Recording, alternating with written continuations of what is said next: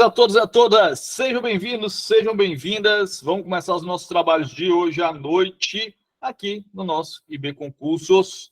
Tudo bem com vocês, meus amores? Então, vamos aqui, deixa eu fazer a projeção aqui do nosso materialzinho que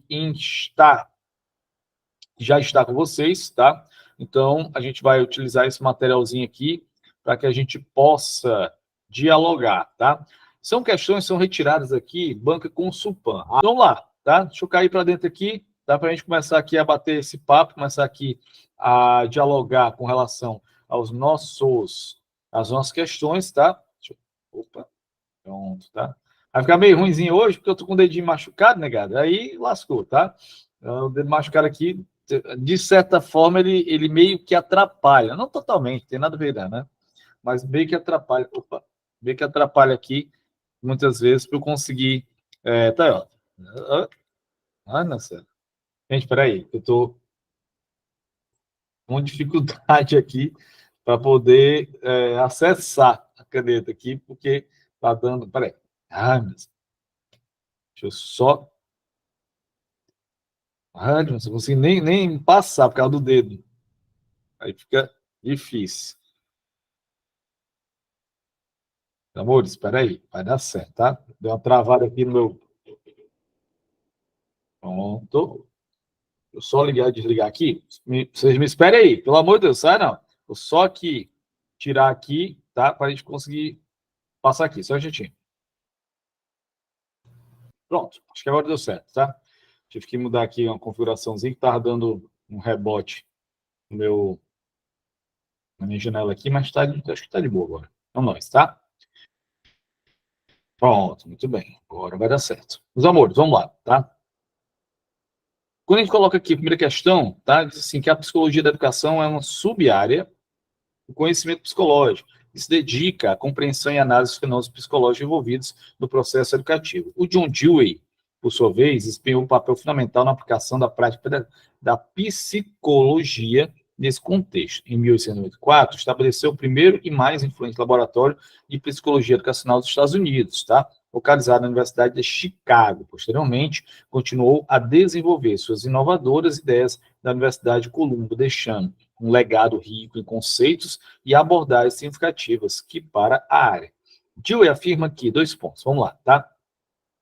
O que a gente precisa entender aqui, pelo menos nessa primeira questão, é o seguinte, o Dewey, a gente precisa sacar que ele não é cognitivista, tá? Então ele não vem dentro daquela seara diretamente linkada a Valon, Vygotsky, Piaget, ele não é o que a gente vai chamar de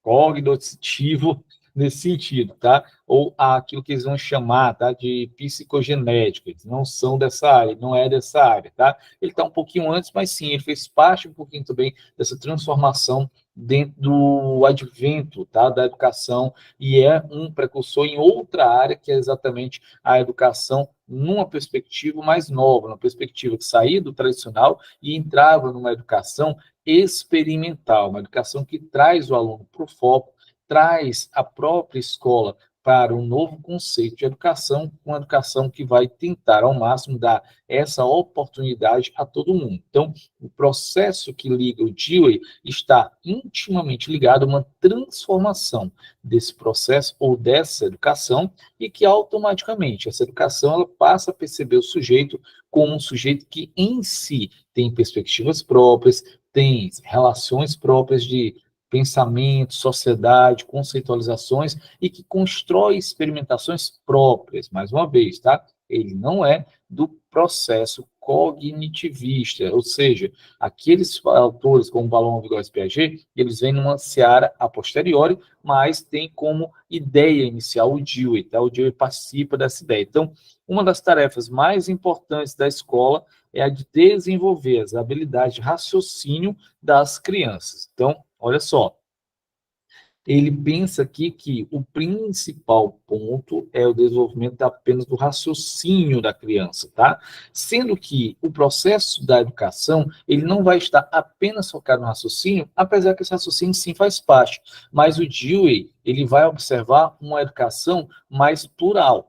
O raciocínio, ele por si só, já era comum ao tradicional. Eu quero agora um processo mais plural de educação, um processo onde eu possa desenvolver o sujeito para além do raciocínio, o físico, o social, o psicológico. Então, eu abro um pouquinho mais o olhar, vamos dizer assim, com relação àquilo que a escola é possível e é capaz com missão, tá? Então, na letra B, um dos meios para evitar o aparecimento de sintomas neuróticos seria oferecer uma educação não repressiva, que respondesse aos questionamentos da criança à medida que eles fossem surgindo. Bom, vamos lá. Nem ao céu, nem ao inferno, tá? Também não vai ser algo tão lasto assim, por quê? Porque essa ideia aqui de sintomas neuróticos, ou aparecimento de sintomas neuróticos e o combate deles a partir de uma educação não repressiva, isso beleza, até que dialoga um pouquinho com o pensamento tradicional, tá? Ou seja, uma contraposição do tradicional. Mas aqui a gente já vai para a psicanálise, e a psicanálise, ela é freudiana, então ela não é uma contribuição de fato do Dewey, mas sim uma psicanálise que aí você tem não só o Freud, mas também como o Jung. Então, esses dois sim vão falar dessa possibilidade de uma educação menos invasiva, uma educação que ela não vai ser tão agressiva assim, tá? Então, a letra... Aqui tem que ser a letra C, né? Não é A, não. É C. A educação não deveria se limitar aos saberes necessários para um exercício profissional específico. Bom, de fato, tá? Mas não está linkado ao processo do Dewey. Ele não vai ter essa ideia, porém, apesar de também essa educação ter uma relação com o processo fabril, ter uma relação com o processo de aprendizagem. A letra D diz que a educação deve focar a criança em sua totalidade, enfatizando também a adaptação da criança ao ambiente. E, então, aqui, veja o processo de desenvolvimento da criança nos seus aspectos sociais, culturais, emocionais, físicos, dentro também de relacionar com o ambiente. Ou seja, só para lembrar, que quando a gente fala aqui de Dewey, a gente tem que lembrar uma coisinha antes do Dewey, tá? A gente tem que lembrar que o Dewey, ele relaciona-se com o processo da chamada Escola Nova, ou aqui no Brasil, que a gente vai chamar de pensamento, com o Manifesto dos Pioneiros da Educação. E esse pensamento da Escola Nova, tá? O pensamento dos Pioneiros da Educação, ele vai apregoar uma educação que ela vai ser pública, obrigatória e laica. Primeiro ponto, tá? Beleza, então eu dou a educação para todo mundo, é uma educação que é obrigatória, a partir do momento que eu oferto, eu tenho que obrigar você a assistir, já é um contrassenso, e você ainda vai ter uma educação laica, massa. Só que dentro dessa esfera, somado a tudo isso, eu tenho também uma outra pontazinha que tem que ser enxergada. Qual é ela? Essa educação, apesar de ser uma educação que dentro da tendência pedagógica vai chamar de renovada progressivista, ela vai se renovar enquanto método, mas ela não vai se desgarrar do pensamento capitalista, a partir do momento que eu preparo você para a sociedade e para as exigências da sociedade, ou seja, fazendo com que não haja uma ruptura do processo social, porém um ajustamento tanto de conteúdos quanto de comportamento daquilo que a sociedade pede e precisa de você. Então, aqui na questão, a gente tem um gabaritozinho que vai ser exatamente o gabarito da letra D de dado, tá? Pronto. Vamos lá. Integram a estrutura curricular da educação infantil na Base Nacional Comum Curricular, chamada BNCC. Vamos lá. O que é a educação infantil? Olha só, é educação infantil. Gente, olha, chamar a atenção para vocês, ou chamar a atenção de vocês, tá? Para uma coisa bem bacana que a gente está percebendo. A educação, ela está migrando, vamos dizer assim, muito fortemente, tá? Para a educação infantil. Você tem que pensar o seguinte, cuidado, tá? Você tem que pensar o seguinte, a educação, ela está numa outra perspectiva. Durante muito tempo, a gente fez um processo muito forte com relação ao ensino médio, mas continuamos fazendo, o Bolsa Família, e agora você tem o pé de meia. Você tem um segundo ponto, que é o fundamental, também estamos fazendo um esforço muito grande com relação ao tempo integral no ensino fundamental, mas os próximos momentos, o processo será de investimento muito forte dentro da educação infantil. Prepara, porque agora a hora é de começar a enxergar a educação infantil como um ponto fulcral para o desenvolvimento e para as garantias de acesso e permanência desse aluno. Então, vamos lá. Aquilo que a gente tinha anteriormente, que tem, inclusive, na Lei de Diretrizes Básicas da Educação, assim, olha, pré-escola é uma etapa, tá? Uma fase que ela é ofertada, tem que ser ofertada pelo ente federado, tá? E é obrigatório a partir apenas do quarto, quinto ano, pré-escolar, desculpa, tá? Creche, 0 a 3 anos, de oferta obrigatória, mais matrícula facultada, 4, 5 anos, que aí sim pré-escola, que aí você vai ter de oferta e matrícula obrigatória. Cuidado, por quê? Porque agora vai ser muito mais incisivo, tá? Ser incisivo no sentido de quê? No sentido que se hoje eu oferto a creche, você não é obrigado a matricular a criança, mas a partir do momento que você matricula, será exigido a sua presença mínima em 60% da carga horária. Então, talvez a gente tenha uma mudança em termos de perspectiva com relação a isso, ok? Então, vamos para cá. Bom, integra, então, o processo da educação, os direitos e aprendizagem, né? E aí você tem as competências pedagógicas também, você tem habilidades pedagógicas, as sugestões, né, didáticas, beleza. Na Base Nacional Comum Curricular, quando a gente fala, de fato, da educação, quando a gente fala aqui do processo da educação, eu estou falando nada mais ou menos do que, antes de mais nada, ou acima de tudo, tá? Do direito de aprendizagem. Educação infantil é direito de aprendizagem. Então, não tem para onde correr. Falou de Base Nacional Comum Curricular, a gente precisa garantir na educação infantil os direitos de aprendizagem da criança. Bruno, quais são esses direitos de aprendizagem? Vamos lá, tá? Vamos relembrar. São 6. Brincar, conhecer, conviver, expressar, explorar, participar. Então, são 6 direitos de aprendizagem da criança e cada vez mais vão tornar-se mais presentes e comuns dentro da nossa seara. Então, aqui a gente tem, deixa eu ter letra A de amor como gabarito da questão, tá? Vamos para aqui. Terceira questão. Lê as características abaixo. Apresenta objetivos mais amplos e atinge uma população mais extensa que a avaliação da aprendizagem em sala de aula. Opa, legal. Pode apresentar análises mais profundas e mais consequentes para as práticas pedagógicas. Aplica-se ao acompanhamento da aprendizagem no âmbito de redes públicas municipais e estaduais de ensino.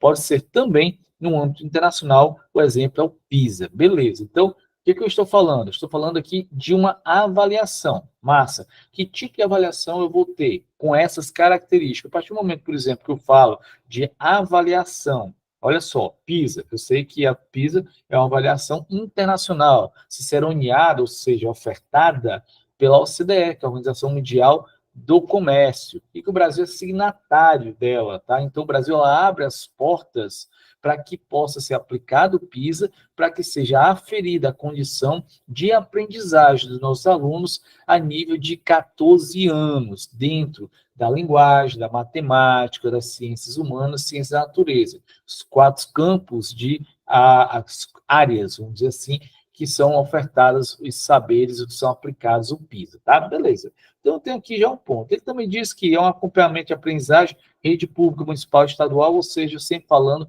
que é uma avaliação do tipo externa. Não estamos falando aqui de avaliação do tipo interna, feita pelo professor, tá? Então, de fato, o que nós temos aqui? Uma avaliação que a gente vai ter, enquanto característica, uma avaliação tipo larga escala, sistêmica ou externa. Por isso, a terceira questão, ela é a letra A de amor.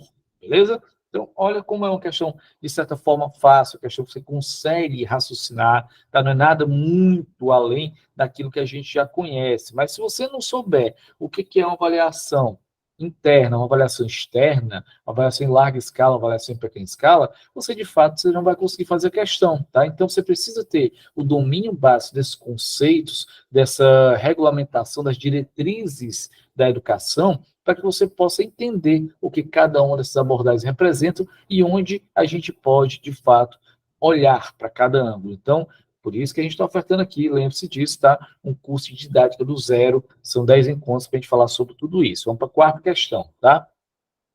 Os projetos pedagógicos na educação infantil, de acordo com os estudos sobre o tema, podem ser desenvolvidos com base nas seguintes estratégias. Eu tenho que ter estratégias para trabalhar com a educação infantil. E aí, onde é que estão os erros? Vamos lá. livros didáticos para educação infantil escolhidos pela escola. Beleza, olha só. Isso aí são estratégias que podem trabalhar o projeto pedagógico de educação infantil. Será que o projeto pedagógico de educação infantil ele versa apenas por livros didáticos? Nós temos cinco diretrizes, ou 5 pontos de observação da educação infantil. Uma delas é a estrutura. Formação inicial do professor é importante, formação continuada, esse processo de observação dos campos e espaços da escola, a educação com vistos direitos da aprendizagem, a educação com relação ao mobiliário. Então, eu tenho 5 estratégias, tá? E dentro dessas 5 estratégias, ele está dizendo que, olha, eu tenho uma delas aqui que eu preciso trabalhar com mais ênfase para discutir o projeto pedagógico da educação infantil. B, trabalhar com datas comemorativas, ou seja, a educação infantil, ela prioriza datas comemorativas expostas em calendário escolar. Gente, hoje a gente cada vez mais sai nessa situação. Por exemplo, é não aconselhável hoje, lógico que cada escola pode fazer da sua maneira,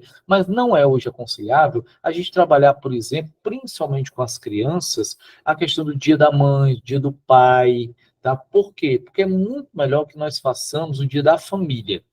Primeira coisa, tá? Muitas vezes o pai e a mãe, em detrimento ao processo de mercado, detrimento ao processo de trabalho, ela não pode ir para a escola. E o trauma dessa criança, tá? Por não poder ter o pai e ter a mãe ali presente, eu vou contar uma coisa bem minha, bem pessoal. A minha filha, por exemplo, está no sexto, tá com 6 anos, no primeiro ano do ensino fundamental, nos iniciais, tá? E eu expliquei para ela que não dava para ir ver, tá? A mãe explicou que não dava para ir ver porque estava trabalhando, eu trabalhando e tudo mais. E na apresentaçãozinha da feira de ciência dela, tá? A tia me liga. A tia me liga, Bruno, a Maria falou, tá se acabando aqui de chorar, tal. Mesmo explicando, mas como ela vê a presença de todos os pais, todas as mães, coleguinhas, e a presença ou a ausência dos pais dela, ela obviamente afetivamente ela se sente abalada.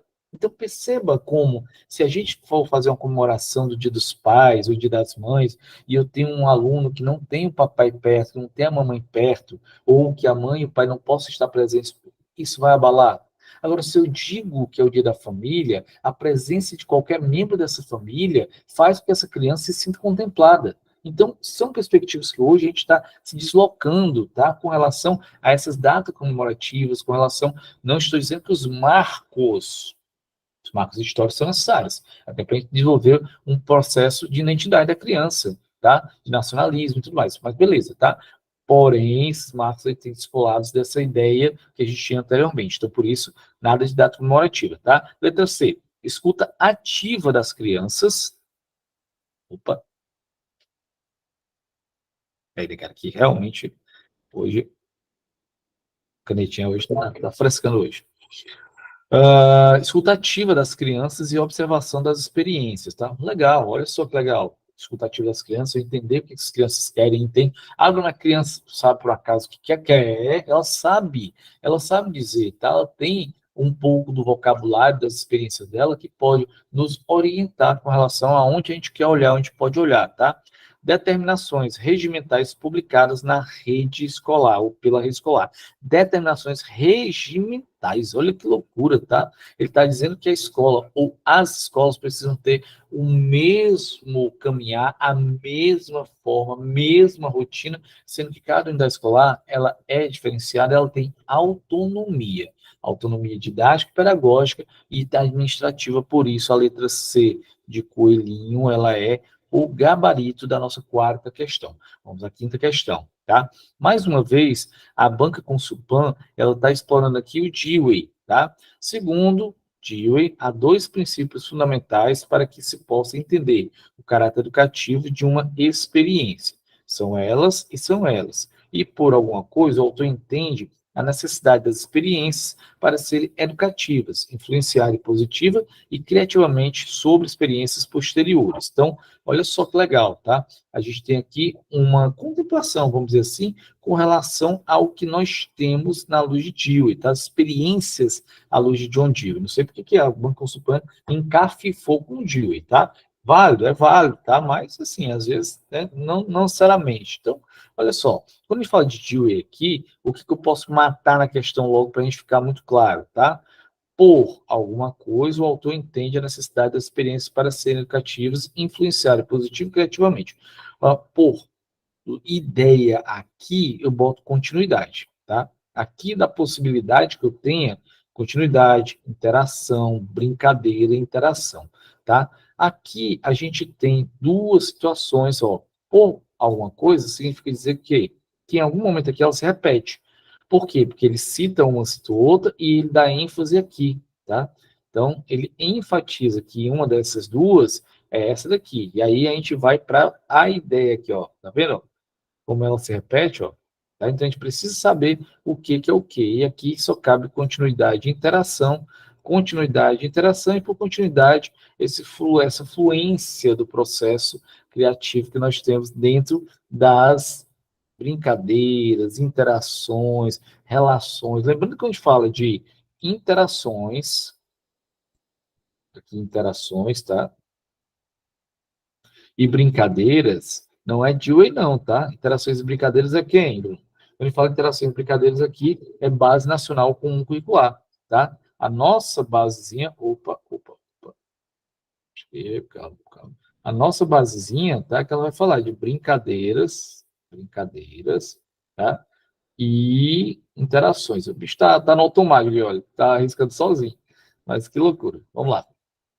Então, aqui que eu falo de interações e brincadeiras. Então, muita calma nessa hora, tá? A gente tem aqui essa situação de a quinta questão, tem muito o que fazer aqui, de fato, tá? É um entendimento mais pontual, e aí você vai ter como aqui, desenha a letra A, tá? Como gabarito. Sexta questão. Lê a citação abaixo, tá? É a descoberta das coisas por si mesmo e envolve a livre exploração de objetos não estruturados como colher, pegadores, mais uma vez o bicho aqui entrando no automático. Peraí. Hoje tá uma benção. Deixa eu ver se eu consigo aqui, gente. Só recarregar aqui. Peraí. Pronto. Acho que melhorou qualquer coisa. Tá? É a descoberta das coisas por si mesmo e envolve a livre exploração de objetos não estruturados, como colher, pegador de massa, esponjas, pincéis, pedaços de madeira, pilhas, folhas de árvore, entre outros materiais de fácil acesso. O trecho acima refere-se ao quê, tá? A descoberta. O que eu tenho enquanto descoberta, tá? Eu tenho aqui situações pontualísticas. Olha o que ele está dizendo, ó. Tradicionais, heurística, colaborativa e pedagógica, tá? O ateliê pedagógico. O trecho acima se refere ao quê? É isso que ele está trabalhando na questão, tá? Então, aqui, as brincadeiras tradicionais, elas dão uma ideia, tá? Da descoberta por si mesmo, envolve a livre exploração dos objetos não estruturados, como colher, pegadores de massa, esponjas, pincéis, pedaços de madeira? Não.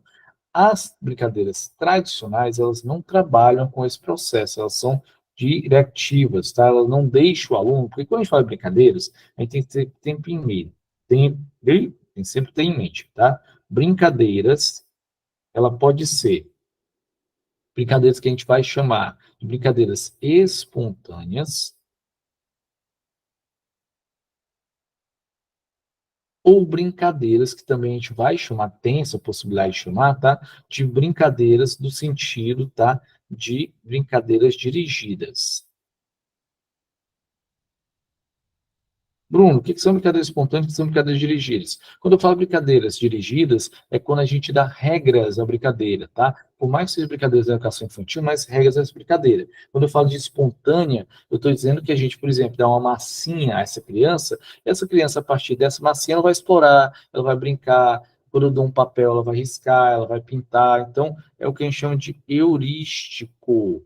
Então, brincar heurístico, brincar espontâneo e livre. Então, aqui B de bola, gabarito da questão, tá? Vamos para a sétima questão, que aqui a gente já está trabalhando, tá? Quinta questão, resposta letra B de bola, tá? Adriana, quinta questão, letra B de bola. Deixa eu só subir aqui para te mostrar. É? B de bola?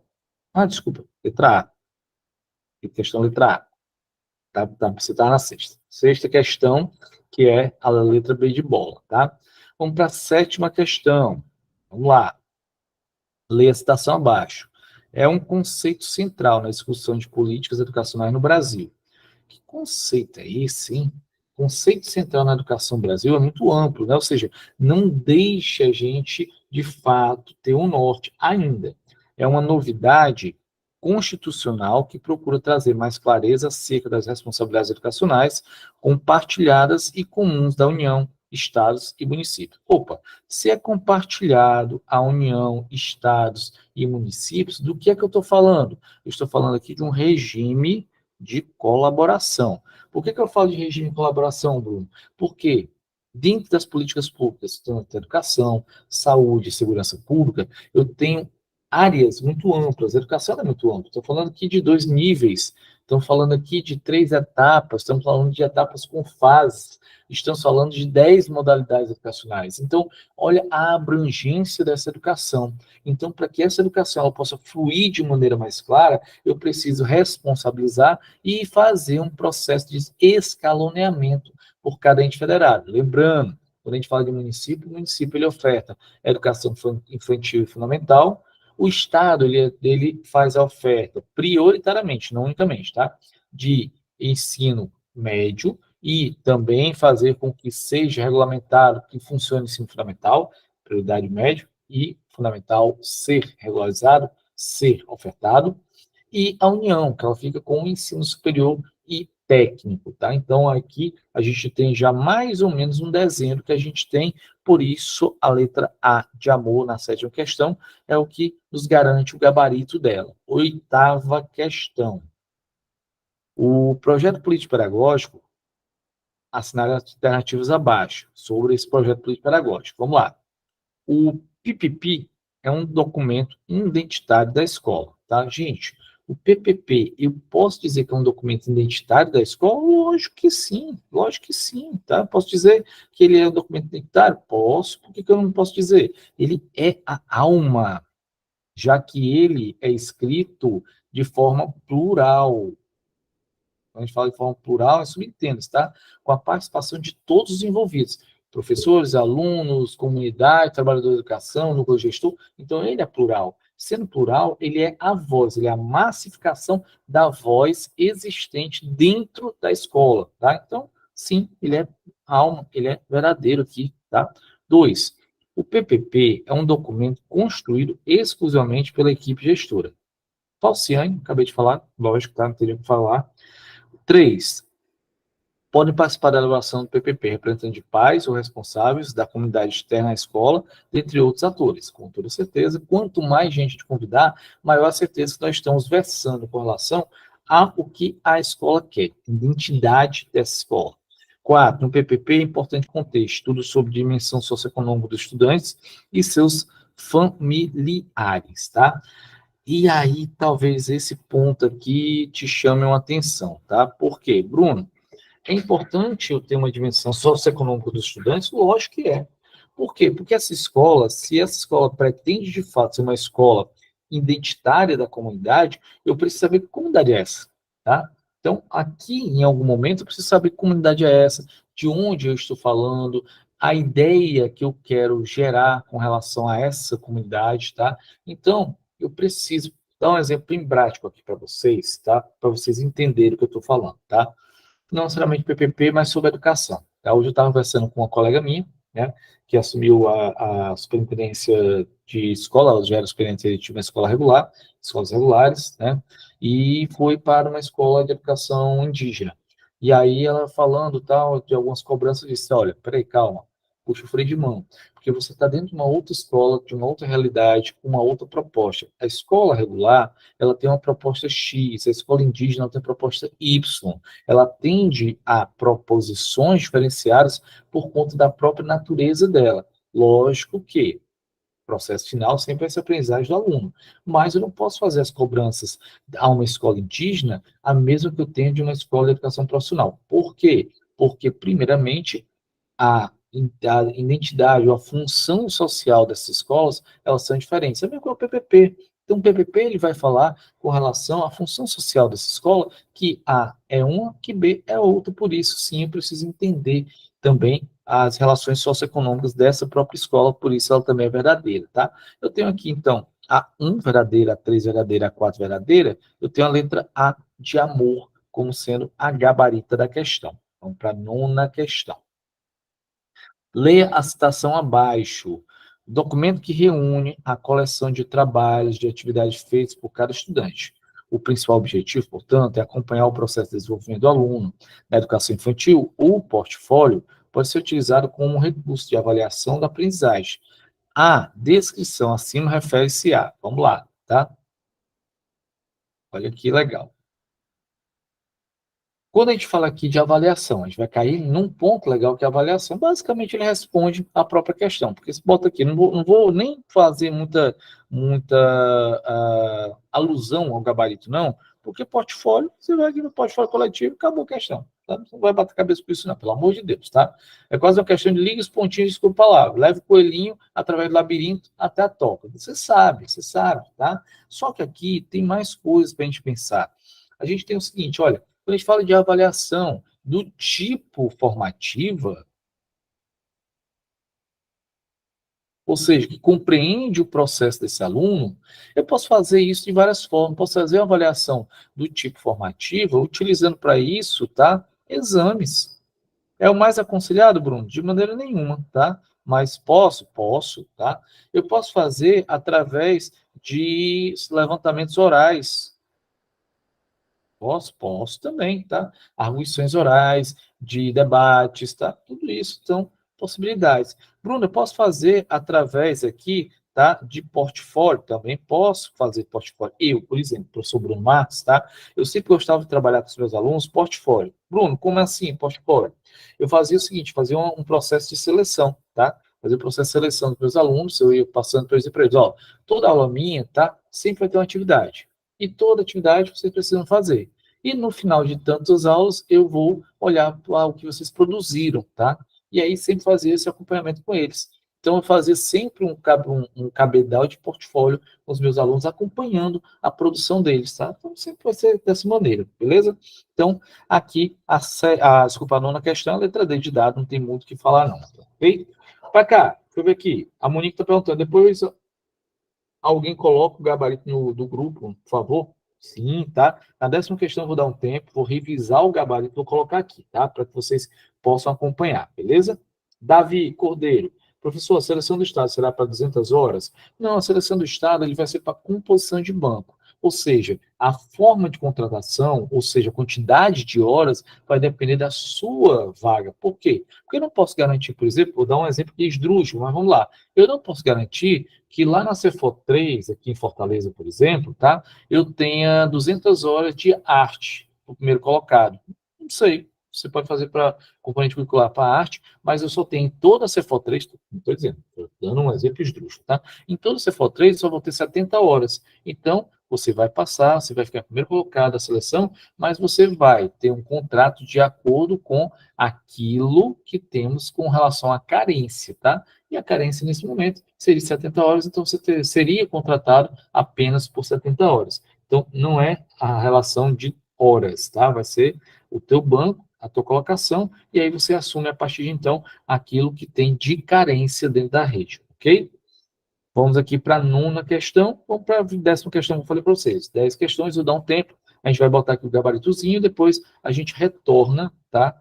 Para as últimas 10 questões. Até aí, tudo bem, meus amores? Está conseguindo acompanhar com mais tranquilidade, com uma parcimônia? Tem dúvidas, tá? Vamos aí. 10 a gente para aqui e a gente vai dialogando devagarzinho, tá certo? Vamos para cá.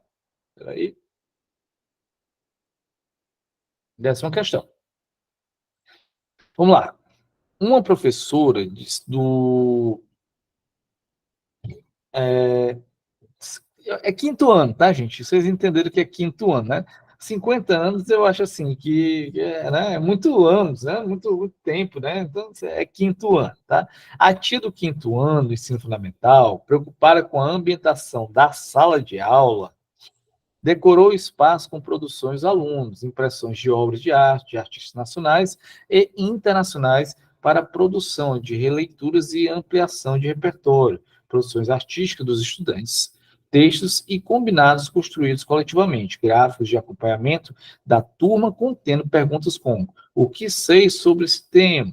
O que gostaria de saber sobre esse tema?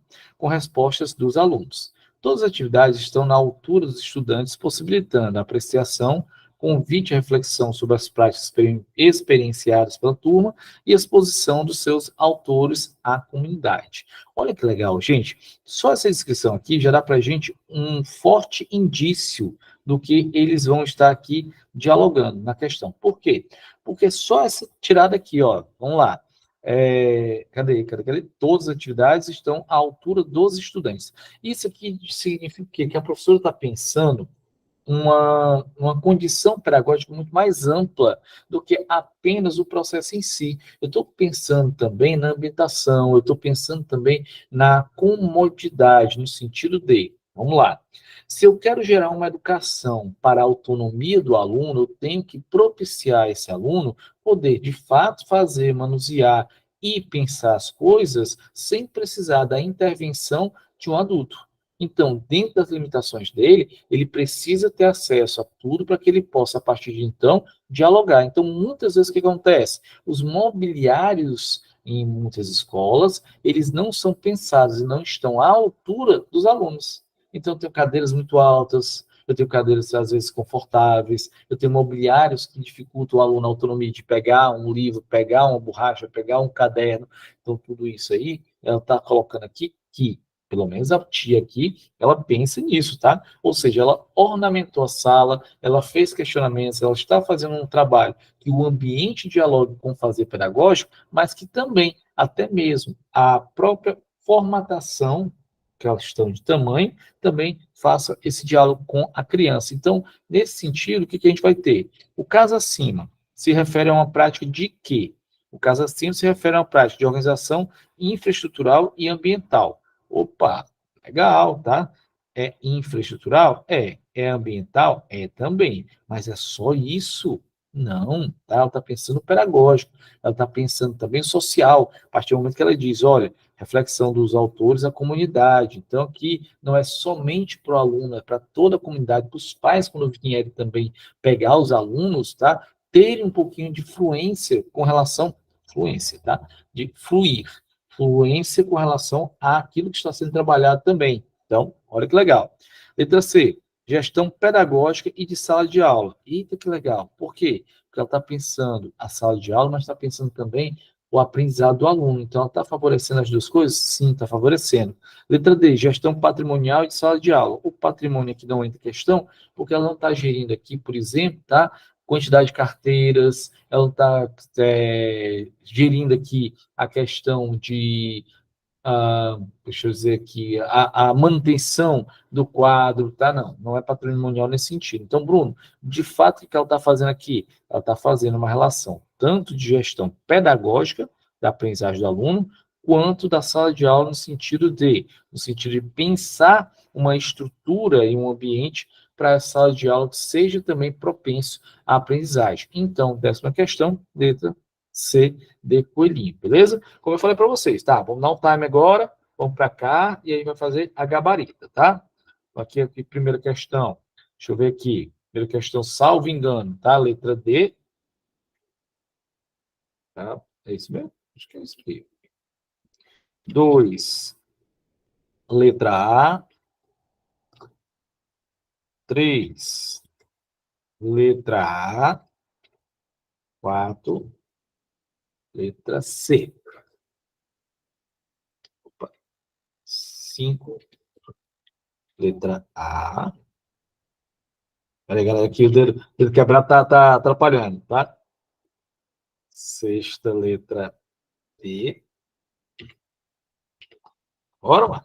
Ajuda aqui. 7ª, letra A. 8ª, letra A. 9ª, letra D. E 10ª, letra C. Pronto. Tá o gabaritozinho bonitinho, tá, professor? Salve o documento e envia no grupo, tá? Tranquilo, tá? Depois eu vejo com calma isso aqui, né, e mando para vocês. Só lembrando, tá? O Davi está perguntando, são questões específicas pedagógicas?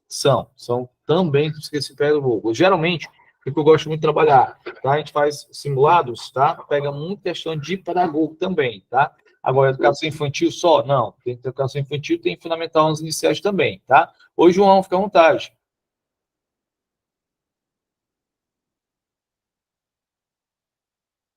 João? Note. Dúvidas, gente, está aqui, 10ª questão, tudo ok? Podemos seguir? Vamos para cá. 11ª questão. Olha só. A lei 11.114 de 2005, tá?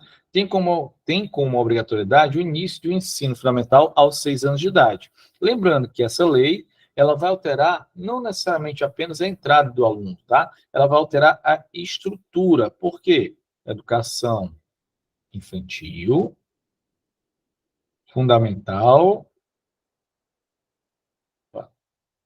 fundamental de 9 anos e médio. Meus amores, aquela pergunta que geralmente as pessoas, tá, acabam por não entender, tá? O atendimento da educação infantil. O atendimento da educação infantil permite atendimento a alunos maiores de 5 anos? Sim ou não?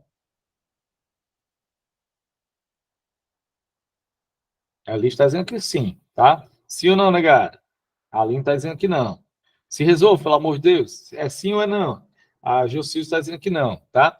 Então, cuidado, muito cuidado, por quê? Porque eu tenho duas facetas dentro do mesmo entendimento. Na letra da lei, o atendimento à educação infantil é de 0 a 5 anos, beleza, tá? Porém, quando a gente vai para as diretrizes operacionais, a coisa muda. Eu tenho aqui alguém com a mão levantada, Alex, alguma coisa. Não deu tempo de ver, tá? Tem alguma pergunta aí, meus amores? Não? Beleza. Vamos caminhando, tá? Caminhando aqui. Para a gente chegar onde a gente quer. Vamos lá. Então, na Lei 11.114, o que nós vamos ter? Não está de dançar, desculpa, gente, tá? Foi um momento súbito aqui de dança. O que a gente vai ter? O atendimento é de 0 a 5 anos, porém a gente tem que se ligar ao seguinte: dentro das diretrizes operacionais, o aluno ele só poderá ser matriculado no ensino fundamental quando ele completar 6 aninhos. E quando esses 6 anos forem completados, até 31 de março. Quem fez a prova agora de Russas, por exemplo, com o Supan, tinha uma questão sobre isso, que versava exatamente com relação a essa data, que é a data limite, 31 de março, tá, Bruno? Por que a gente utiliza 31 de março? Porque a gente precisa ter uma dotação orçamentária. Eu preciso ter um agendamento, tá? Ou seja, é o que a gente chama aqui dentro da administração pública, da parte financeira, tá? Que eu preciso verificar, que eu preciso fazer, tá? O empenho financeiro para que eu possa, a partir de então, gastar. Eu tenho que ter uma previsão do que eu vou gastar, então eu vou deixar empenhado. Por exemplo, você agora no meio do ano, você vai viajar. A Elis, por exemplo, e sabendo que ela vai para ilhas, como é que é o negócio lá? Tu vai, umas ilhas lá na América Central, tal, né, viajar rica. Então, eles vai para a América Central, ela vai fazer um empenho de um dinheiro, vai deixar um dinheiro separado para gastar lá nas ilhas que ela vai. Ilhas Maldivas, agora que me lembrei. As Ilhas Maldivas, tá? Então, o resultado, você faz o empenho para depois gastar. Então, como é que eu vou gastar um dinheiro que eu não sei de fato o que, é que eu tenho? Por isso que o mais cedo possível, eu preciso fazer o levantamento das redes nacionais, tá? No território nacional. E aí tem que ter também as especificidades. Eu tenho muitos estados que só temos, tá? Férias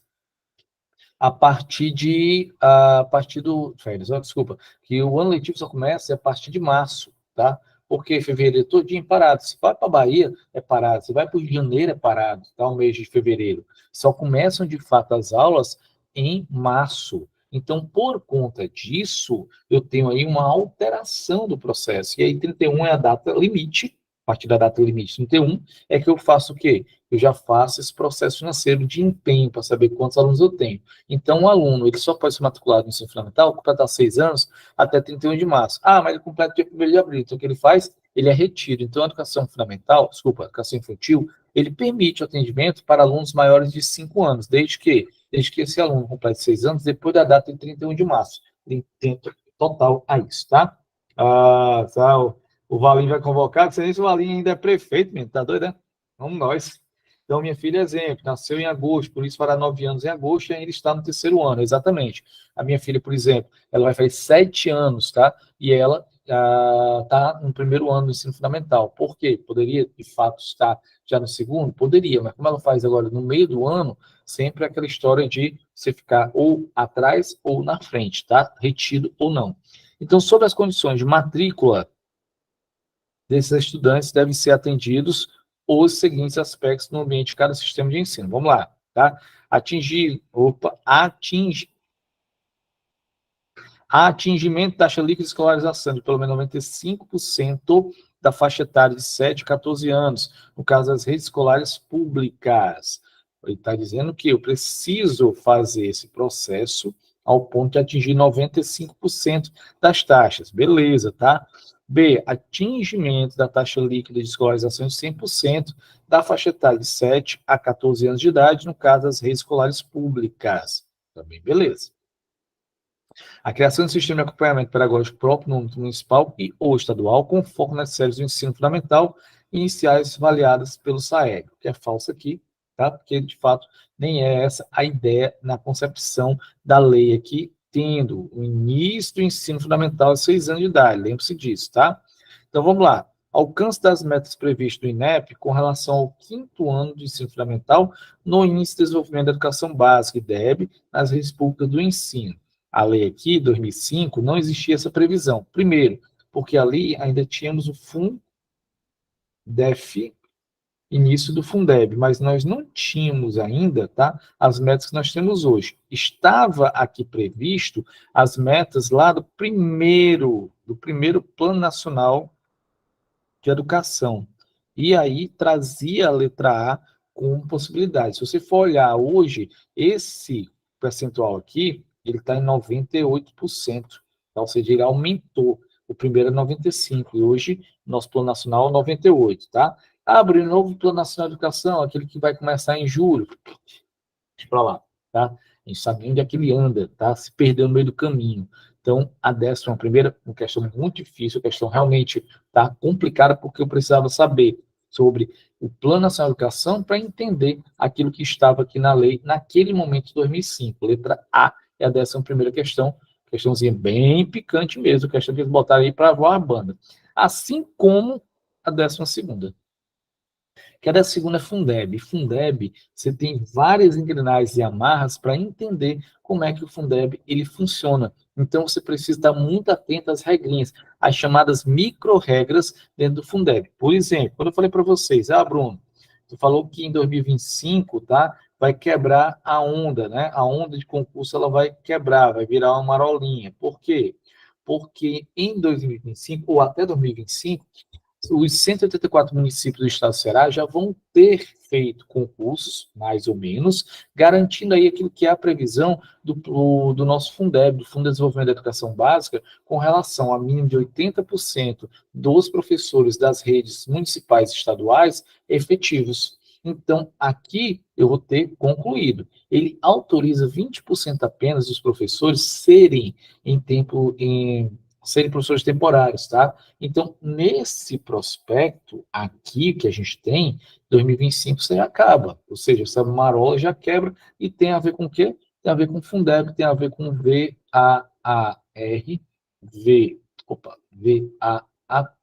valor ano aluno real, ano aluno total dentro da educação. Então, vamos lá, tá? Para a gente ver aqui o que ele traz para a gente com relação à primeira questão, tá? Ele quer que a gente bote aqui, ó, as afirmativas, verdadeiro ou falso sobre o novo Fundeb, certo? Então, a gente vai dizer o quê? Ponto 1. Foram mantidos 27 fundos estaduais de natureza contábil. Beleza, verdade, tá? Nós temos 27. O Fundeb, lembrando sempre que o Fundeb, ele é um Fundo de Desenvolvimento da Educação Básica, ele é estadual. Ele é por estado, mais um Distrito Federal. Então, quando a gente tem o Fundeb, eu tenho essa caracterização. Eu tenho 26 estados e um Distrito Federal, que compõem aí o que a gente vai ter com relação ao Fundeb. É essa a natureza que a gente tem, 26 mais um, fato, tá? E nessa composição desses 27 estados, desses 27 processos, tá? Eu não tenho Fundeb municipal. As contas municipais são contas apenas para receber. E receber o quê, Bruno? Receber aquilo que é repassado pelo ente federado, estadual ou distrital. Então, eu não tenho conta municipal de Fundeb, senão para recebimento, tá? Ou seja, vem de cima para baixo. Então, vamos aqui. Com a mesma cesta de recursos e redistribuição de acordo com a matrícula presencial da educação básica pública, respeitado as áreas de atuação prioritárias dos entes federados. Também é verdadeiro, tá? Ele está dizendo aqui nas principais partes, olha, a redistribuição de acordo com a matrícula presencial, por quê? Porque é per capita, pelo número de alunos. É por isso que a gente faz tanta busca ativa. Por quê? Porque se a gente perde um aluno evadido, por exemplo, eu não recebo por esse aluno. Então, por isso, eu não posso perder nenhum aluno, eu preciso desse aluno garantido aqui dentro, tá? E dentro das áreas de atuação prioritárias. Como assim, Bruno? Bom, obviamente, por exemplo, eu tenho um aluno aqui, tá? De ensino médio, sendo que eu sou do município.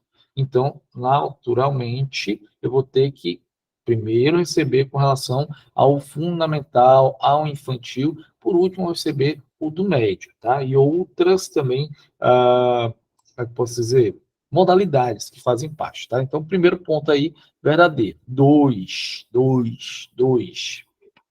A complementação da União, dos próximos 6 anos, crescerá dos 10% total para 23%. Verdadeiro, ó. Outra regrazinha com relação à Fundeb. Vamos lá. Quando a gente fala de Fundeb, a gente tem aqui uma alteração. São vários os pontos de alteração, mas esse aqui é muito legal, tá? Complementação. Complementação, salto de 10% para 23%. Sendo que isso aqui vai ser fatiado. 10% regra antiga, certo? 10,5% com relação à nova regra. Bruno, como assim nova regra? Tá? Porque anteriormente, na regra antiga, tá?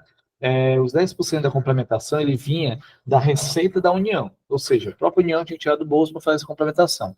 A nova regra permite que esse valor aqui de 10,5% ele venha dos outros fundos que não são mexidos. Porque vamos lá, gente, vamos pensar comigo aqui, tá?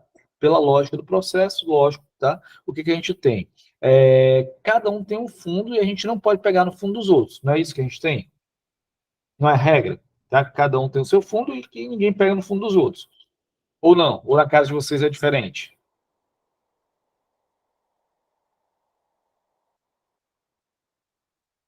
Sei, eu estou perguntando aqui porque a gente precisa saber, tá?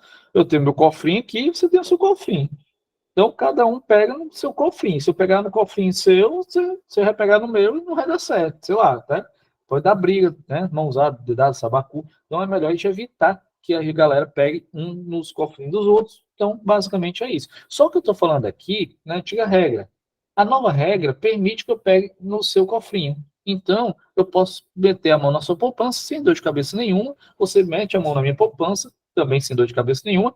E isso por quê? Porque nós fizemos um acordo, tá, interfederativo que aqueles Fundebs que não eram utilizados, eu poderia tirar para poder, a partir de então, aplicar dentro da complementação do Fundeb. Então, essa é a antiga regra, tá? Aliás, essa é a nova regra que agora eu posso utilizar o dinheiro advindo de contas de Fundeb que não era utilizado. Quem é que vai utilizar pela primeira vez o Fundeb? O Rio Grande do Sul. O Rio Grande do Sul, desde sei lá, do Fundef, nunca precisou de Fundeb. Por quê? Complementação, tá? Complementação ou de pegar nesse fundo. Porque sempre teve boa arrecadação, porque sempre conseguiu, com a própria arrecadação, fluir aquilo que a gente tinha dentro da rede. Então, não precisava. Só que agora não. Infelizmente, com toda a situação, ela vai precisar, uma recuperação financeira, ela vai pegar lá no Fundeb, tá? Então, beleza. Aí fica aqui, Bruno, 2,5%. Esse 2,5%, ele só vai ser pago em complementação se eu tiver o aumento com relação às avaliações externas e o aumento com relação ao fluxo escolar. Quando a gente chama de fluxo escolar, o que a gente está falando? Fluxo escolar é matrícula inicial, matrícula final, é evasão, o que mais? Deixa eu ver. A matrícula inicial, matrícula final, evasão, abandono e aprovação. Então, o fluxo aumenta, a avaliação externa aumenta, aí você vai ganhar 2,5%, tá? Dessa complementação, que teoricamente é de 23%, ok? Então, a 2 é verdadeira também. 3. O novo modelo da complementação da União passa a adotar um sistema híbrido de distribuição de recursos, combinando o atual modelo do VAA, valor no aluno, correspondente a 10% do Fundeb, certo? Que a gente viu aqui, tá? Com o novo, que é equivalente a 10,5%, e a complementação VAR condicionada representante a 2,5%. Acabei de explicar isso aqui. 10% o valor no aluno, 10,5% o VAR, tá? Junto com 2,5%. Então, beleza, tá tudo ok, tudo explicadozinho, bem bonitinho aqui, tá? Os demais 2,5% da complementação serão distribuídos de acordo com a evolução dos indicadores, tá? Os indicadores, tá? Então, verdadeiro também, o tio Bruno mostrando para vocês aqui o que de fato tem na questão, letra D de dado. Isso aqui são valores, tá? Que você tem que saber de qual é sorteado com relação ao Fundeb. Fundeb, ele é muito redondinho, tá? Então, assim, lógico que eu tenho Fundeb, pelo amor de Deus, eu digo assim, muito redondinho, mas, cara, tu não sabe o quanto de engrenagem tem dentro do Fundeb, tá? Então, um Fundeb basicamente é uma lei contábil, tá? É regra em cima de regra para peso e contrapeso. Eu dou aqui, mas eu tiro ali. Eu tiro ali, mas eu tenho aqui. Então, eu tenho um monte de peso e contrapeso que eu utilizo dentro do Fundeb. E aí, a gente precisa saber o que é o básico. O básico diz respeito ao quê? Diz respeito ao que a gente vai trabalhar. Tá? Diz respeito ao que a gente tem enquanto saber, enquanto professor, tá? Se você for fazer em algum momento, lógico, tá? Um concurso para outra área, beleza. Mas aqui, o professor vai até onde o nosso braço de fato estica, tá bom? Então vamos à frente. Oi, boa noite. Pois não. Boa É noite, porque amor. eu cheguei agora do emprego, aí agora que eu abri aqui, vai ficar gravado ou não? Está sendo gravado, tá? Não, fica Está sendo gravado? gravado. Fica gravado? Fica. Sim, tá? Vou Obrigada. deixar. Nada, amor. Então, você tem essas regrinhas que você precisa saber minimamente para você se dar bem em um concurso, tá bom? Por isso, a nossa 12ª questão, letra D, todos são verdadeiros. Vamos para a 13ª questão. 13ª questão. Para a distribuição da complementação valor ano aluno, PAR, do novo Fundeb, do uso questão de Fundeb, são estabelecidas algumas condicionalidades de melhoria da gestão. Sobre elas, eu estou com a língua travada, mas porque eu não bebi água hoje. Geralmente não bebo, mas hoje muito menos. Sobre essas condicionalidades, essa é a alternativa correta, tá? Vamos lá. Na 13ª, vai falar de uma da outra condicionante que a gente tem dentro do Fundeb, que é com relação à gestão democrática. O Fundeb, como eu falei para vocês, como ele é cheio de engrenagem, uma das engrenagens, ele estipula a questão de número mínimo de professores, efetivos 80%, ele indica que a gestão tem que ser democrática, sendo eleita através, primeiramente, de concurso público de meritocracia, por isso que a maioria dos municípios tem feito concursos, seleções para gestão de escolas, tá? Para cargo diretor, coordenador, através de bancos. Então, isso diz respeito ao quê? Eles estão seguindo aquilo que está dentro do fundo, é porque a galera quer receber dinheiro. E sabe que se não fizer isso aí, não recebe dinheiro. Por isso a negada está fazendo, é pela linha dos olhos, nem porque a negada gosta de seguir as regras, não, tá? Então, vamos para cá. 13º, então, tem aqui, ó. Condicionalidade de distribuição da complementação, a implementação de concursos para gestores escolares com base em legislação municipal e ou estadual de gestão democrática, tá? Desculpa, tá? Não, aqui, ó, a legislação, ela não é, porque o concurso para gestor, ele tem que seguir aqui uma lei única, que é a lei estipulada lá, que é a seleção por meritocracia. Meritocracia. B, condicionalidade de distribuição, a frequência mínima de 80% dos estudantes de cada ano na escola avaliados pelo Sistema de Avaliação da Educação Básica, SAEB. Isso aqui é verdade? Sim, tá? Olha só que legal. A gente precisa manter 80% de frequência para o pagamento do Fundeb. A rede que não conseguir isso aqui, perde grana também. E aí você vai ver, por exemplo, o pé de meia. O pé de meia, ele diz o quê? O aluno só vai receber se tiver 80%. Por quê? Porque esse 80% ele vai estar linkado ao Fundeb também. É condicionalidade, distribuição da complementação à indicação política de gestores escolares. Falso. Meritocracia, e não indicação política. Letra D. Distribuição de complementação à frequência mínima de 50% dos estudantes de cada ano avaliados no SAEB. Lógico que não, tá? 80%, por quê? Porque isso aqui eu garanto. Ó, primeira coisa, tá? A avaliação, para que ela possa acontecer, avaliação externa, tá? Vou citar aqui o SAEB, mas vou citar aqui também o nosso SPAES. Tanto o SAEB quanto o SPAES só é validado a turma e a escola, assim como o ente federado, município ou estado, que tiverem 80%. Então, essa turma aqui só vai ser contabilizado se tiver 80%. Somar todas as escolas, só serão contabilizados se tiver 80% das escolas. O município só será contabilizado se tiver 80% dos alunos informados que fizeram o SPAES ou SAEB. O estado só será contabilizado se tiver 80% dos alunos inscritos na sua rede pública municipal, estadual, que fizeram a avaliação. Então, sempre na casa de 80% para eu ter a validação. Sem isso, não tem validação. Então, aqui a gente tem enquanto gabarito da questão, a única que a gente pode conceber como gabarito, letra B, B de bola.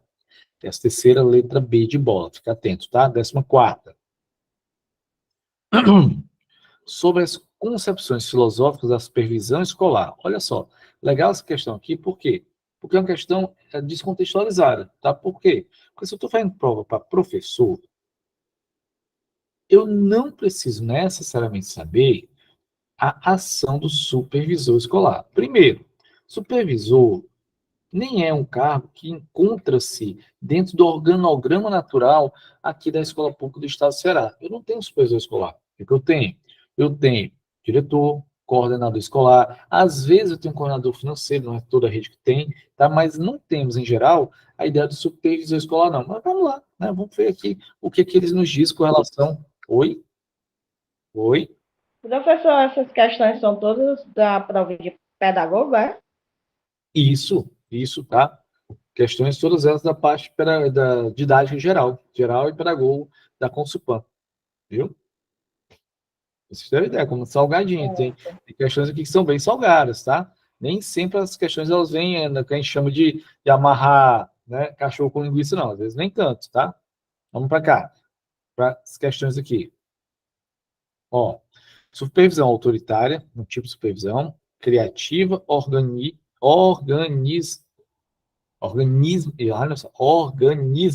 quase não sai, democrática, científica, tá? Beleza? Vamos para cá, para a gente olhar cada uma dessas pontualidades e quer que a gente, né, faça uma relação. O que a gente vai aqui? O que eu, particularmente, tá, indicaria para vocês? O que é mais fácil, tá? Eu entender o que é uma supervisão científica ou o que é uma concepção autoritária. Vamos tentar achar autoritária para ver se isso é legal, tá? Parte da ideia de que a educação se desenvolve como um todo orgânico, tá? Beleza, eu já sei que aqui é 3, organista. Daí, a supervisão do professor deve dar uma ênfase ao processo unificador, tá? Quando eu falo de orgânico, significa dizer que a supervisão quer todo mundo trabalhando igualzinho, bonitinho, para dar tudo certo, tá? Baseia-se na cooperação acentuada na liderança emergencial. Cooperação acentuada, tá? Cooperação acentuada na liderança emergencial, tá? Beleza. Então, aqui, deixa em stand-by que pode ser democrático, tá? Pode ser também a criativa. Vamos para cá. Parte da ideia de que o aprimoramento da instituição deve se basear em itens controláveis e mensuráveis. Opa! Controláveis e mensuráveis, é científico. Concentra-se no indivíduo, não é diretiva, não segue moldes e possibilita maneiras novas e originais de fazer as coisas. Maneiras novas e originais de fazer as coisas é criativa. 2. Conhecido como diretivo e administrativo, é favorável à organização de um programa de ações para o supervisor que esteja de acordo com um planejamento prévio, tá? E aí, a gente tem aqui, talvez, uma situação como a tradicional. Tá, beleza, vamos ver aqui. Eu sei que eu tenho a 3 e na 4 eu tenho a 2. Deixa eu ver aqui. A primeira 3, na quarta a 2. Olha aqui, já achei o caminho das pedras, tá? Então, veja que nem é tão difícil. Se você achasse essa primeira aqui, automaticamente, se você soubesse ler e você não tivesse medo, o que acontece também? É muito comum. Às vezes a gente pega uma questão, e aí o que acontece dessa questão? Você está aqui lendo esse, ó, um todo orgânico, tá? Aí tem organimista. Assim, eita, isso aqui é pegadinha, tá doido que ele vai me dar essa questão de graça, tá? Você pensa isso. Tem muita gente que desconfia de questões, tá? Só que quando você vai analisar, você vê que não está certinho, está bonitinho, tá? Pode confiar. Então, por isso que a nossa 14ª questão, ela é a letra C, tá? Adriana, tá como levantar alguma dúvida ou não? Para que ficou mesmo?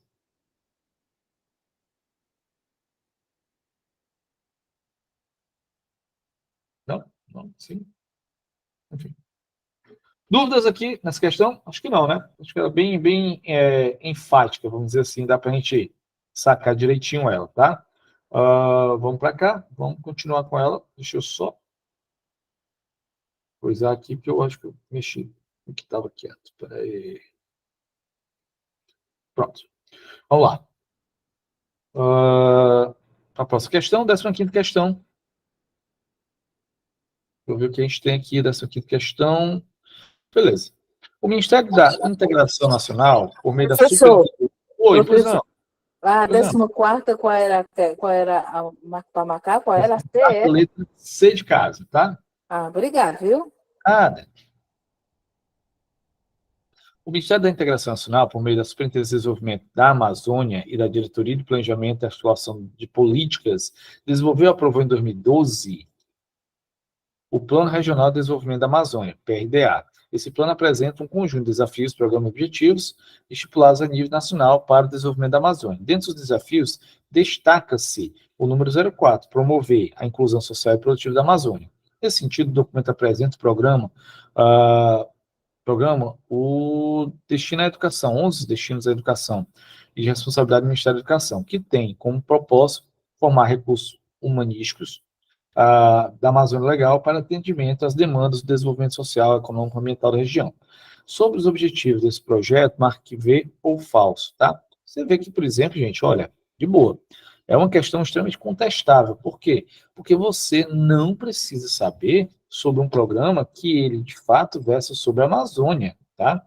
Não é propósito. Então, aqui, dessa aqui questão, ela é uma questão extremamente, como é que eu posso dizer, contestável, sim, tá? Ela tem contestação, você, lógico, né? Vai fazer, a gente vai fazer aqui, vou trazer para vocês o caminho das pedras, mas, assim, você não tinha no edital essa situação. Reduzir o analfabetismo da região, garantindo a universalização do acesso e permanência da conclusão da educação básica de qualidade. Tá? É verdadeiro porque isso aqui está em consonância com todas as educações, com todas as normas e as diretrizes de educação. Tá? Promover a conservação e o uso sustentável de ambientes singulares e da alta relevância para a biodiversidade e garantir a representatividade dos ecossistemas amazônicos por meio da ampliação e consolidação do Sistema Nacional de Unidades de Conservação e de outras áreas protegidas, tá? Falso aqui, tá? Principalmente por conta do uso da conservação, promover a conservação, e não é conservação, é preservação, tá? Por isso, o termo aqui ele é equivocado. Expandir, interiorizar, democratizar, qualificar a oferta de curso de educação profissional, tecnológica superior, considerando os arranjos produtivos locais. Verdadeiro. No último, transformar a educação ambiental em disciplina obrigatória do currículo de ensino fundamental e médio. Falso. Tema transversal. Transversal. Mas, mais uma vez falando, tá? Não tinha por que estar aqui, né? Você não é da Amazônia, nós não estamos fazendo nenhum tipo de trabalho com vista a isso, então, muito complicado. Dá para você fazer? Dá. Dá para você saber, por exemplo, essa aqui é a primeira. Se era a primeira verdadeira, você já mata aqui, tá? Por quê? Porque você sabe que tudo é verdadeiro, tá? E aqui, quando eu coloco em transformar, eu também já mato aqui, ó. Tem um falso aqui, tem um falso aqui, tá? Então, você ia brigar aqui nessas duas para saber qual era verdadeiro, qual era falso, no caso, aqui na sequência, a letra D de dado, tá?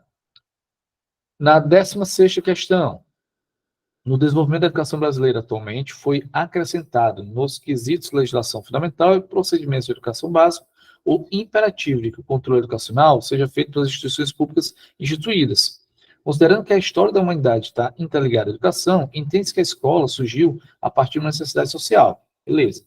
A ação alternativa que apresenta o pensamento filosófico compreendido pela educação.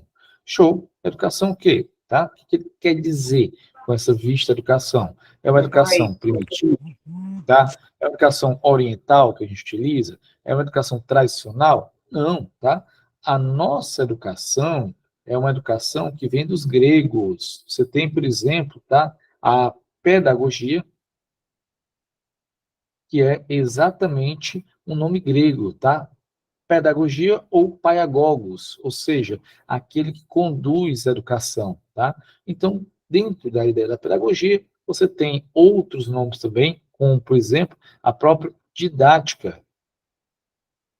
A didática também é oriunda dos gregos, tá? O didai, ou seja, tá? O pensar sobre a educação.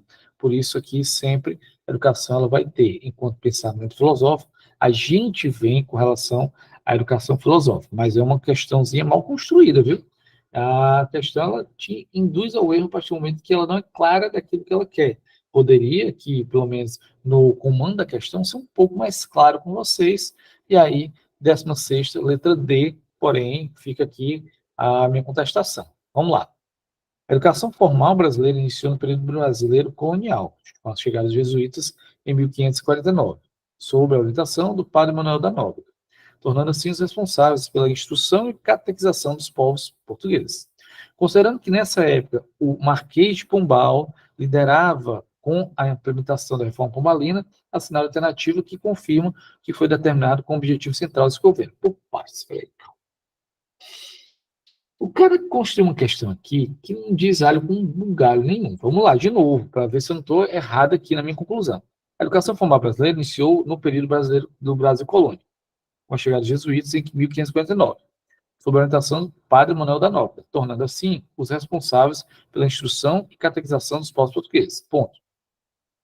Considerando que nessa época, quando ele fala que nessa época, eu vou subentender que o Marquês de Pombal, ele era desse período aqui, tá? E aí você pode ser conduzido a um erro. Mas quando ele fala nessa época, ele está falando do Brasil colônia como um todo, tá?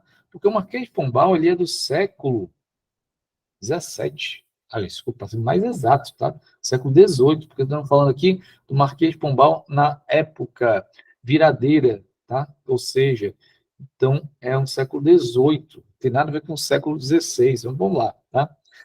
Pombal liderava a implementação de uma reforma pombalina que, a cenário alternativo, confirma que foi determinado. Bom, com a reforma pombalina, você vai ter aqui, tá? A implementação de um, vamos dizer assim, de um ensino laico. Por quê, Bruno? Que a implementação de um ensino laico? Porque com essa reforma pombalina, os nossos amigos jesuítas, eles são expulsos, porque, teoricamente, eles desviavam dinheiro da coroa portuguesa, tá? E aí eles são expulsos, passando o Brasil, então, a pouca educação que tinha através de jesuítas, ser agora uma educação zero, ou seja, uma educação agora na mão do que a gente vai chamar de leigos, são as pessoas que não eram preparadas, que não eram oriundas da igreja. Por isso, a letra C de casa é o único trabalho da questão, mas a questãozinha também, mais uma vez, poderia ser melhor elaborada. Vamos lá. A educação é entendida como uma construção coletiva de produção de conhecimento, da ação social, buscando intencionalidade de sentido e significados, diálogo e instrução, e perpassa por todas as práticas sociais.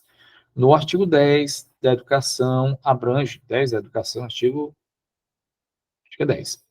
No artigo 1º, no artigo 1º da educação, abrange os processos formativos de conhecimento, considerando que a educação está presente em toda a sociedade, que o sujeito recebe informações constitutivas e transformadoras, a cenário alternativo define os tipos de educação no meio da sociedade. Legal, tá? Muito bem. Quem já é nosso aluno sabe que a gente sempre, quando fala de educação, principalmente educação no âmbito das legislações, tá? Deixa eu escrever direito, porque não é porque o dedo está quebrado que eu não posso escrever direito, não. No âmbito da educação,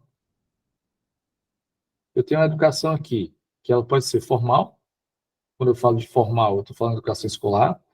Ela é informal e ela é não formal.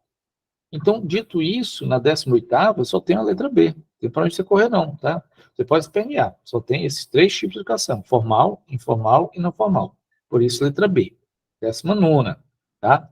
A Lei de Diretrizes Básicas da Educação, que é aquilo que está instituído na Lei 9394/96, considerando o texto, assinale qual das alternativas abaixo compreende a forma de organização desse sistema de ensino, que, na verdade, é o sistema brasileiro regulado pela Constituição, tá? Vamos lá. Que tipo de sistema é esse, tá? Pelo considerado na questão, aquilo que ele está colocando está passando um pouquinho, né, ao largo, tá? Mas vamos lá, a gente vai entender o quê? Olha, dentro do sistema de ensino, a gente leva em consideração os processos que eles estão aspectos estáveis, harmoniosos e dinâmicos, tá? É isso que está dentro da questão na Lei de Diretrizes, Constituição Federal e Lei de Diretrizes, tá certo? Vamos lá. O sistema brasileiro é regulamentado pela Constituição Federal e a Lei de Diretrizes Básicas da Educação, instituído. Considerando o contexto, assinale qual das alternativas básicas compreende a forma de organização desse sistema de ensino. Beleza, tá? Então, mais uma vez aqui, estáveis, harmoniosos e dinâmicos. Beleza, tá? A letra B. Na 20ª questão, última dessa noite, sobre o Plano Nacional de Educação, assinale a versão correta. Só isso, tá? O Sistema Nacional de Educação pode ser redefinido ou definido como uma unidade de vários elementos intencionais, formando assim um conjunto coerente e operante de sistemas educacionais do país. O Sistema Nacional de Educação, sim, compreende todas as unidades, todas as federações, todos os municípios, todo o Distrito Federal, que estão intimamente ligados à formação da educação formal, ser formal, tá? B. Confederação Nacional de Educação é o órgão responsável pela construção do Sistema Nacional de Educação. Não é não, tá? Quem é esse aqui? Vai ser o Conselho Nacional de Educação. O Sistema Nacional de Educação é a identidade de um país. Falso é a organização, ou seja, o coletivo dessas unidades. Não foi acertado o encaminhamento da organização da Confederação Nacional de Educação ao articular, no tema central, a questão da construção do Sistema Nacional de Educação. Falso, porque foi acertado sim, tá? Eu tenho encaminhamentos de como é que a gente vai fazer isso, inclusive com a União sendo a condutora do processo. Por isso, a letra A, 20ª questão, é a última do nosso simuladão de hoje, tá, meus amores? Muito obrigado pela presença de todos. O item 19 é o item B de bola, tá? Cristiane, por favor, fica à vontade.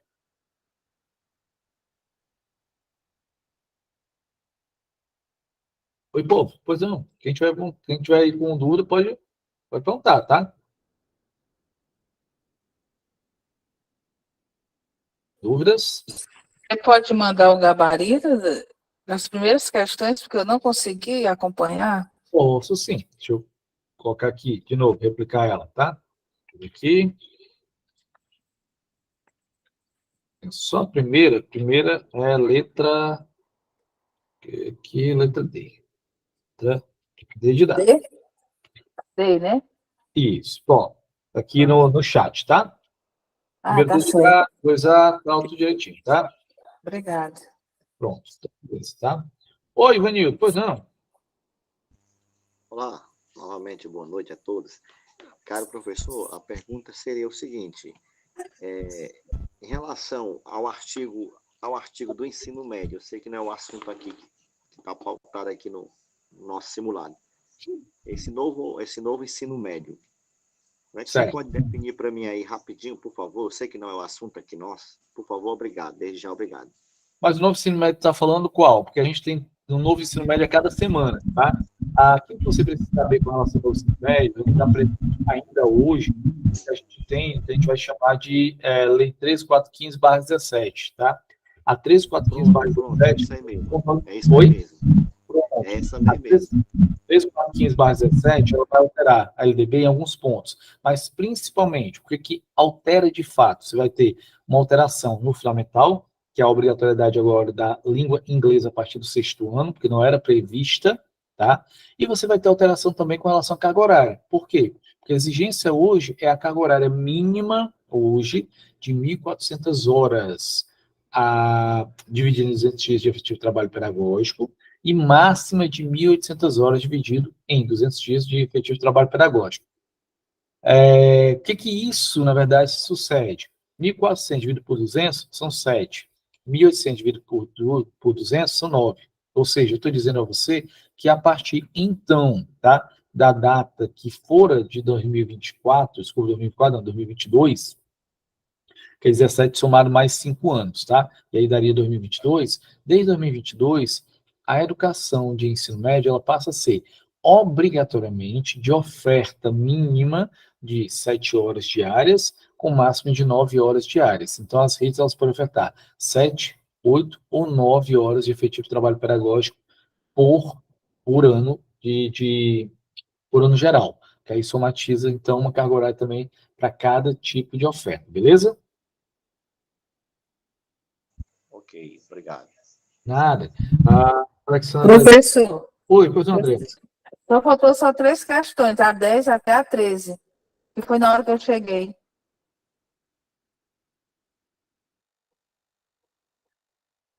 A décima primeira, a 12ª, a 13ª. Eu já cheguei atrasado, que eu estava na missa, aí eu não acompanhei.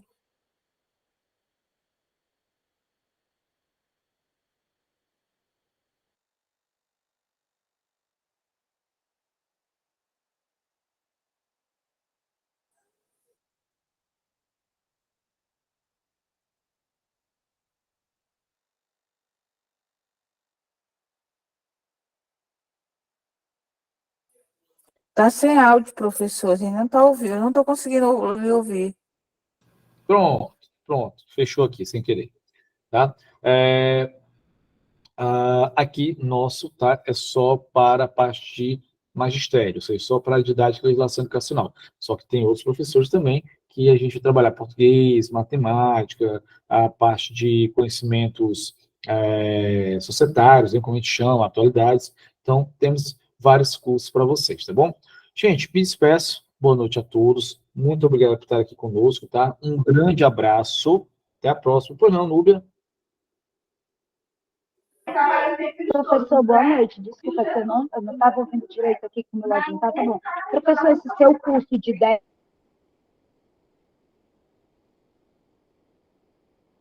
Cortou no meu. Professor, esse seu curso das 10 aulas de didática e legislação, inicia-se quando? Pronto, eles vão marcar com vocês, tá? Só ficar no grupo da Ah, gente, do IB, que eles vão entrar em contato com vocês e aí vão marcar para a gente começar o mais rápido possível, tá certo? tá. Professor, esse E aí a gente vai ter informações no grupo, que foi colocado aqui. Exatamente, tá bom? Tá bom. Tá. Vai informar valor, quando inicia, é isso? Isso, eles dão todos os informes lá, direitinho. Já sou sua aluna. professor, faltou só essa da 10ª, a 11ª, até a 13ª, que eu não acompanhei aqui. Tá aqui, ó. Bem? Botei aqui, ó. Ah, coloquei? Tá certo. Tá no chat aqui, ó, fixado, tá? Certo. Pronto, eu vou fazer o curso do senhor, eu vi. A moça me postou, muito legal, viu? Que massa, gente. Que bom que vocês gostaram. Grande abraço a vocês. Tudo de bom. Boa noite. Assim, boa noite.